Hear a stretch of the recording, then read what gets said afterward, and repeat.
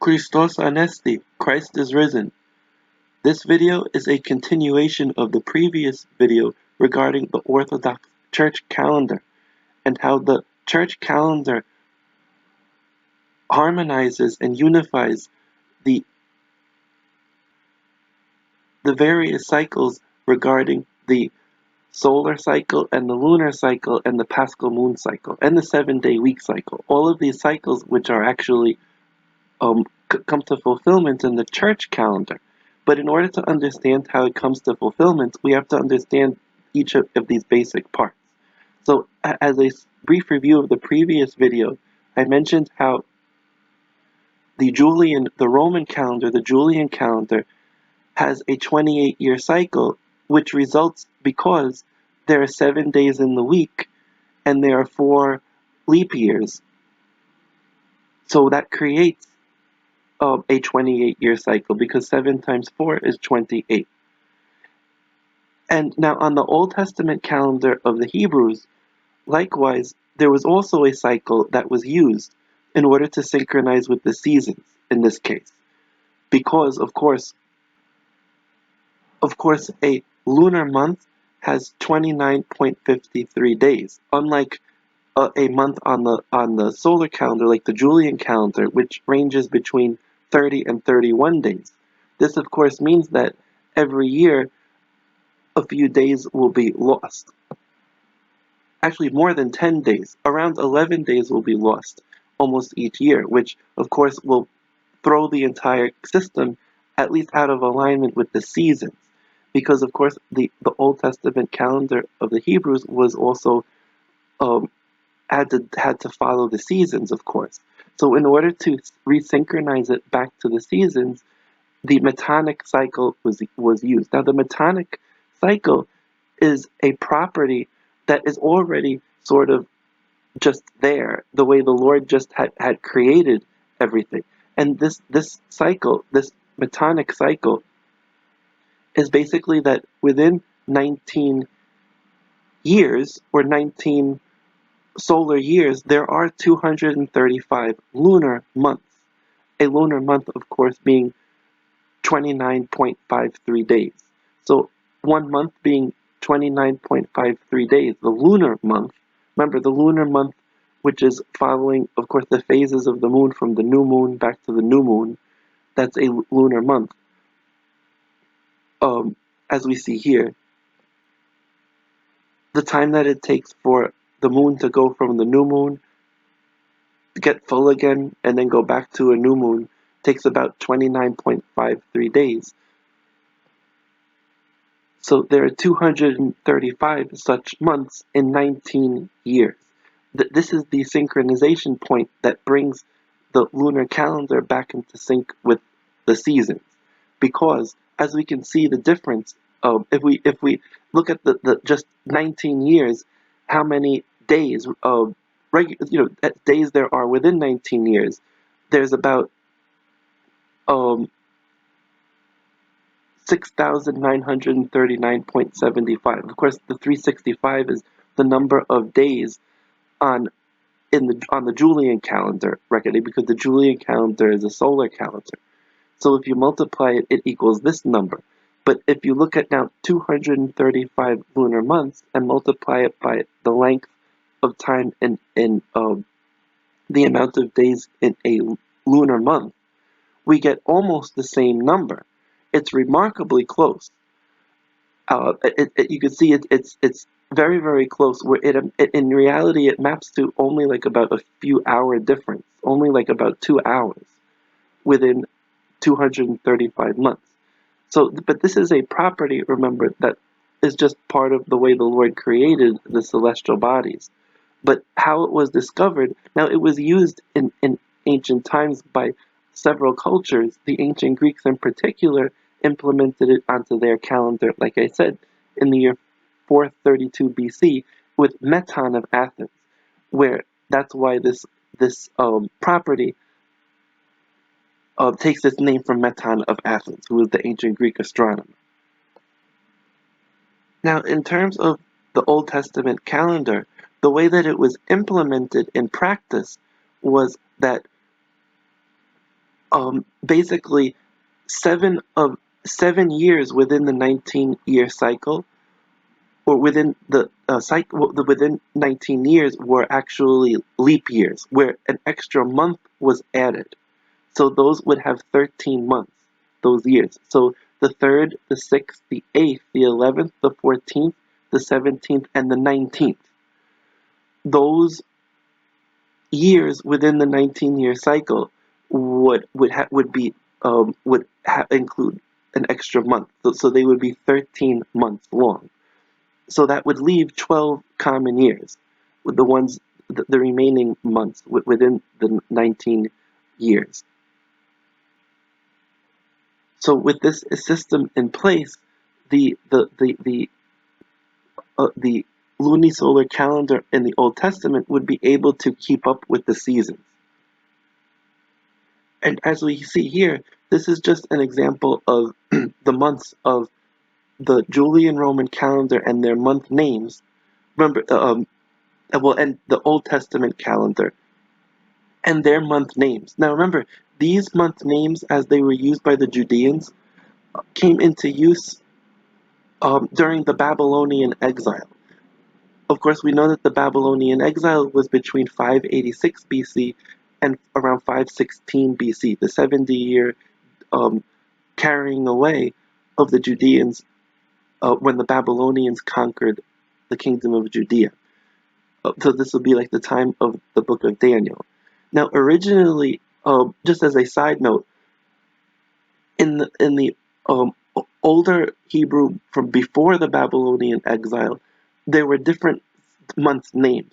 Only a few of them are recorded in the Holy Scriptures. The first month, its original name was Abib or Aviv, but its Babylonian name was Nisanu, but Nisan for the Judeans, as it was Hebraicized from the Babylonian language. So these are the Babylonian names, which have a pagan origin technically, but they are used though in the part of the Holy Scriptures, in part of the Old Testament, in the part that chronologically come after the Babylonian exile. So, for example, the book of Esther mentions this month, Sivan, and also the prophet Zechariah mentions, I'm pretty sure, one of these two, and the prophet Nehemiah mentioned these 2 months. And of course, the book of the Maccabees mentions this month for the celebration of the Feast of the Dedication, Kislev. So these months are used, names are used in the Holy Scriptures, but usually going all the way back to the time of Moses, though, initially when the Lord made the commandment for the Paschal Moon, meaning when to celebrate the Pascha of the Old Testament, it was the 14th of the first month, which the Lord doesn't always address it as with a name. It's just the first month. And the same with others where it was like, let's for example, the 7th month. But I'm just giving the month names as they were post-Babylonian exile just for convenience sake. Because now, of course, for the sake of the computists, we're not concerned with any of the other months. We're only concerned really with the first month. Because it's the first month is where the Old Testament Pascha was located, in the 14th of Nisan. Now remember, because all of these months were following this pattern from a new moon to a new moon, and they range from between 29 and 30 days. It means that the Paschal moon, which is the name of the full moon within the month here, within this month, the first month. So the full moon, which always would fall near the middle of the month, is the Paschal moon. That's where, of course, where we get the word of the Paschal moon, where it's coming from. So this Paschal moon, as it was applying to the first month, would be the month of where the Lord said would be the celebration of the sacrifice of the Paschal lamb, which, of course, as we know, of course, prefigures our Lord and Savior Jesus Christ, who is the true Lamb and is our Pascha, the true Pascha. from death to life.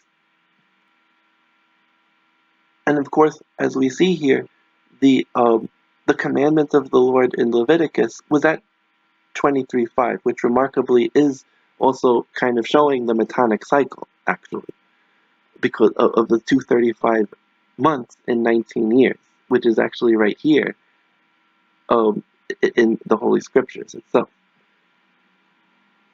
Now, because the months were supposed to be aligned with the seasons, and spring was considered to be the first season because it was the beginning of the growing season, and it coincided with the Old Testament Pascha, it was this would have fallen the first month in the spring.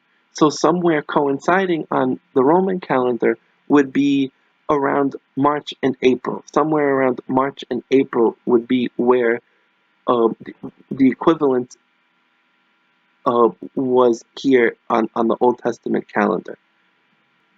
So now we move on to the Paschal Moon Cycle.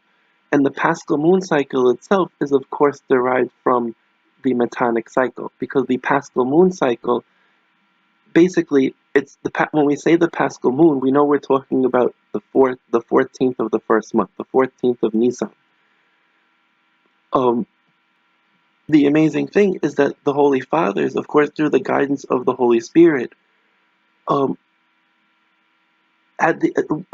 were able to figure out how to map the 14th of Nisan, or the Paschal Moon, onto the Roman calendar, the Julian calendar. So as we can see here, the Paschal Moon, which is mystically, of course, the 14th of Nisan. Oh, and of course, mystically, because remember, it's not based on the astronomical observation anymore. It is purely mathematical. And I will demonstrate that in a moment.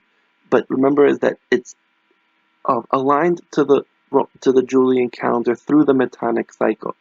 So it gives the potential placement of the Paschal Moon on the Roman calendar gives a date range of 30 days from March 21st to April 19th.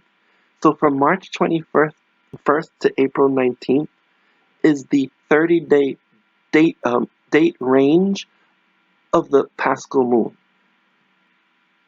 So this fitting, of course, with our understanding that that the month of the first month, the month Nisan on this calendar would range somewhere between March and April. Now we know that a lunar month by itself is around 29.53. So remember, the months themselves on the Old Testament calendar would range between 30 and 29 days. Now the first month had 30 days, and then the next month 29. It's not exactly known exactly how each one was necessarily arranged. And also another thing, it's not exactly known when the extra month was added. Like I said, also in order to synchronize the Old Testament calendar with the seasons. Like I said here, all these, the 3rd, the 6th, the 8th, the 11th year, the 14th year, the 17th year, the 19th year within the Metonic cycle would add an extra month. Like I said, it's not exactly known which one was. It's thought that it was this month here, that it was the 8th month that was added. In later times, it became more of a rule that the final month was added, so there would be an Adar 1 and Adar 2, but that might be a later convention. But nevertheless, though, the remarkable thing is that the Paschal Moon Table, as used by the Holy Fathers, actually does take into account all of the embolismic months, and I will show that in a moment. And here it is. This is the Paschal Moon chart as used by the Orthodox Church for many centuries. Now, in the earlier times, in the time after the first Holy Ecumenical Council, there were sometimes slight variations on some of the days depending on how it was reckoned. And part of this is because different parts of the church in early times sometimes had a slightly different understanding of what the spring equinox was. Now, this 30 day range happens to start where the very first day is the spring equinox.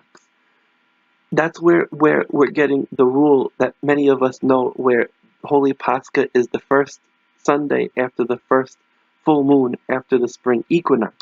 Now, that was the starting point of it, but remember that we don't depend on this understanding astronomically. It's mathematical. So we actually don't use this rule anymore. This was only the starting point for the calculation. But the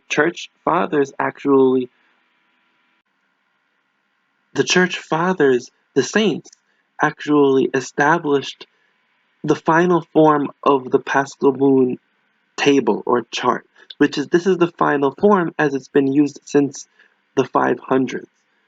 Now, according to Saint Bede, for example, Venerable Bede, and many authorities within the church over the centuries, but in particular Saint Bede explains how um, the Alexandrian church in early times was the local church that actually would produce the Patriarchate of Alexandria. Now, it's not surprising because remember, the Patriarchate of Alexandria in the time, let's say, of Saint Athanasios, of Saint Kyrillos, Saint Cyril of Alexandria, it was the time, of course, of such great asceticism, and many of the Orthodox Christian astronomers themselves were very ascetical.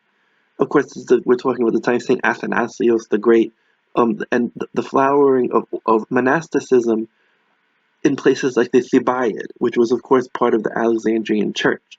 So they were very noetically attuned, let's say, for lack of a better word, to these things when it came to the calculation of an establishment of the chart. So Saint Cyril was known to, for example, have distributed to all of the local churches.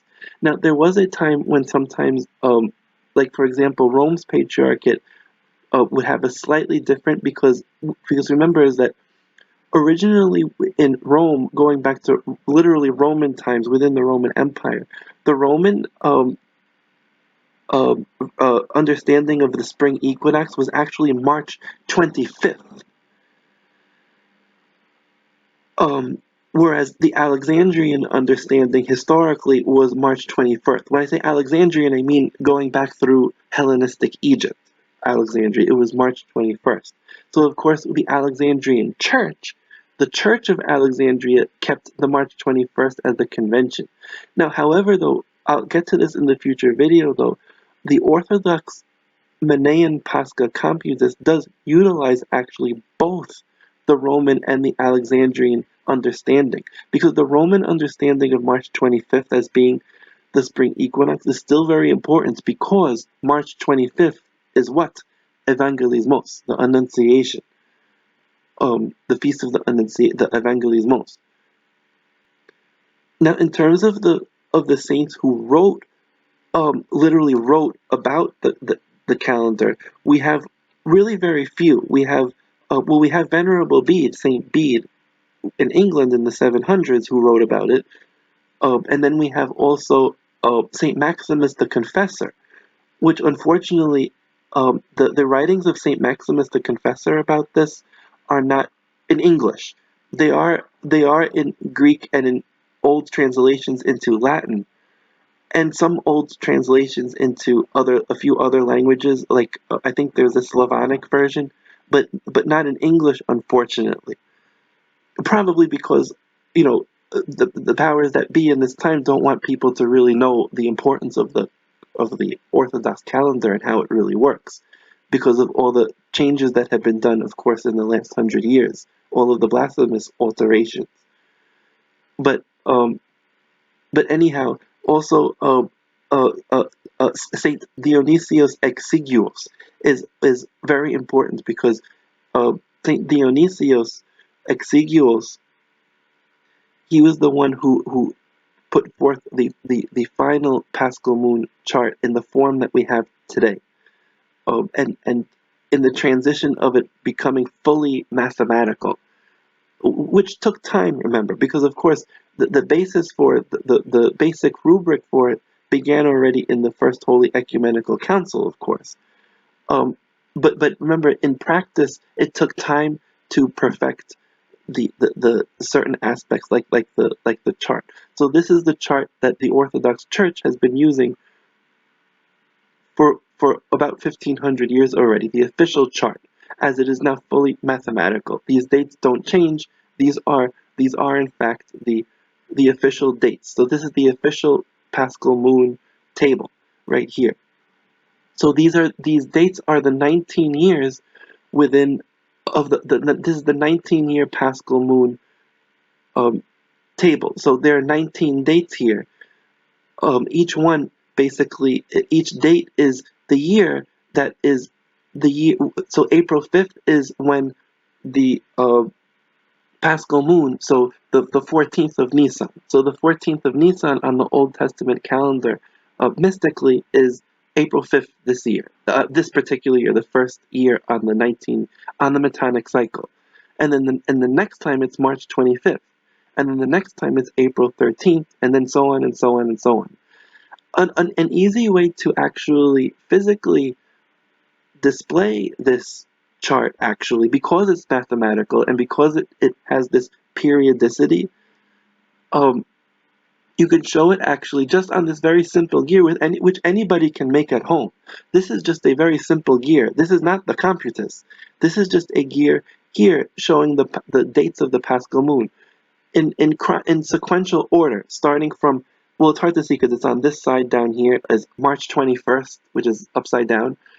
From March 21st, March 22nd, March 23rd, March 24th, March 25th, going clockwise around to April 19th. So the earliest date of the Paschal Moon, the earliest possible date being March 21st, which is also the spring equinox on the Alexandrian reckoning, all the way right here to April 19th, going all the way around to April 19th, which is the latest possible date, or at least it's the that's even though there's no actual Paschal Moon on that date, it's still part of the 30-day date range traditionally. So now the very first one is April 5th. Why? And it's here marked as April 5th as the starting point. Why is it April 5th? Because if we recall, remember, now on the lunar month of Nisan, if we sort of imagine with this chart that this is Nisan, then would be the Paschal Moon here. So this is the first month on the Old Testament calendar, let's just say, and then this would be the Paschal Moon, which is in the middle. So that's why it was the middle of the month, around the middle, the 14th, that the Lord commanded that the Paschal lamb be sacrificed. Now, because for the purpose of the calculation on the church calendar, the church calendar mystically sort of makes it so that almost like the 30 days, which remember the first month in the old calendar had 30 days also. So it's almost as if like the 30-day month is sort of like mystically put in from the March 21st to April 19th. So we can see here that the April 5th is the starting point because that's somewhere around the middle of that range also. So the Paschal, so across the 19 years, we have the range of the Paschal Moon also is 30 days. And the April 5th is somewhere in the middle of it. Now this particular gear has 30 teeth, as we can see here, and this smaller gear has 19 teeth. It's hard to see, but this little thing here is a handle. Now, I'm not able to spin it. I don't have like a video of it, but you can kind of get the idea. Now, if I were to go clockwise and spin once, going like from this point around and back to this point, this gear would also spin, in conjunction, one spin would give you the next date. So you would end up at this point would be March 25th. If you did it again and spun again, it would be April 13th, and then it would be April 2nd, and then March 22nd, and then April 10th, and then March 30th. So basically that's how this chart is being the numbers are being established. Also, you can even see it visually this way. You can also go counterclockwise, but to go counterclockwise, you would need an 11-tooth gear. But to go clockwise, you use the 19-tooth gear for the smaller gear in this case. And of course, if these are the dates of the Paschal Moon on the church, well, technically on the church calendar, as the church calendar is aligned with the Julian calendar, traditionally, these are not, remember, the dates though of Holy Pascha. These are the dates of the Paschal Moon, where it's sort of like mystically the Paschal Moon or the Pascha of the Old Testament. But now, in relation to Pascha, the true Pascha, the Pascha of our Lord Jesus Christ, who is Pascha, the feast of Holy Pascha is of course going to be the following Sunday. So these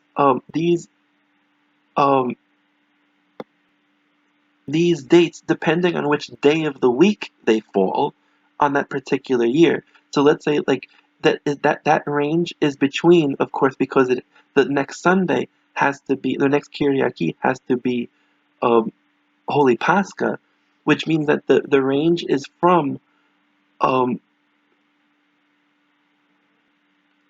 Palm Sunday and all of the days of Holy Week. So Palm Sunday would be the earliest. So sometimes these dates can fall from Palm Sunday, Holy Monday, Holy Tuesday, Holy Wednesday, Holy Thursday, and then, of course, Great Friday, Magali Paraskevi, to Holy Saturday, the Holy Great Saturday, the day just before Holy, well, the Holy Saturday, of course, because Holy Pascha being the next day. It can't be before Palm Sunday because then that would make the next Sunday Pascha.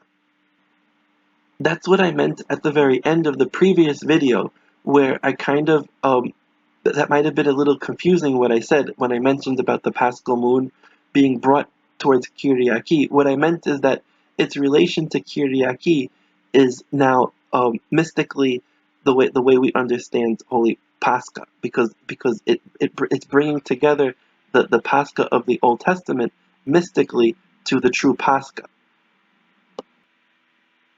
So this particular Pascha, of course, this year is the year 2025. This particular Pascha was remember, on the Orthodox calendar was April 7th, was Pascha, last Sunday. Now on the secular calendar it was April 20th, but on the Orthodox calendar it was actually April 7th. Because of course we know that the difference between the secular calendar and the church calendar is at this point 13 days.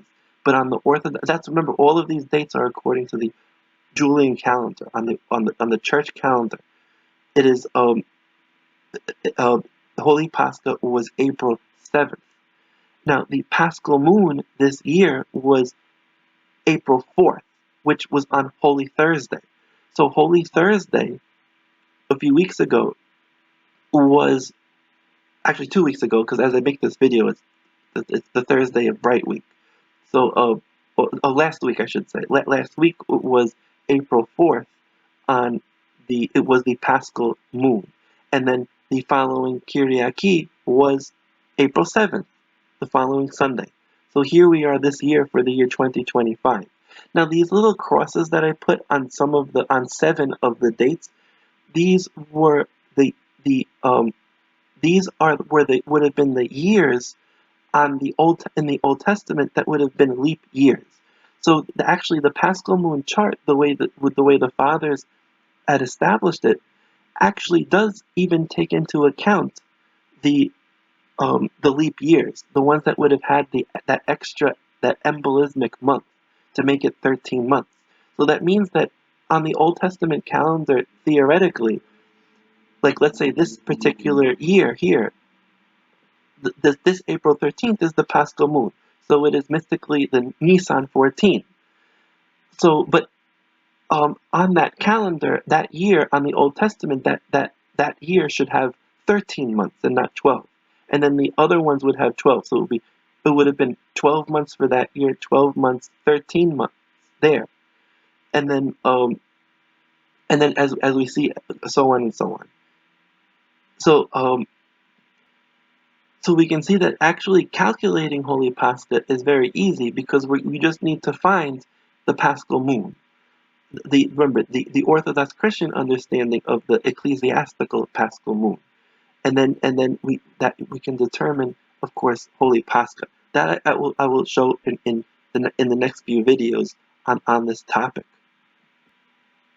So basically, we can see that the 19 dates of the Paschal moon list here, this chart, with this very important, very ancient chart that the Church has used for many centuries, has its basis in the Metonic cycle because of course, as I said, the Paschal moon cycle is coming from the Metonic cycle because we're dealing with a lunar month, which is in this case the first month, Nisan.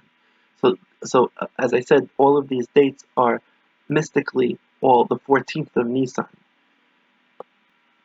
And I'm just going to end this video with the very important connection going all the way back to the book of Genesis. If we notice, what is the first verse in the book of Genesis on the fourth day?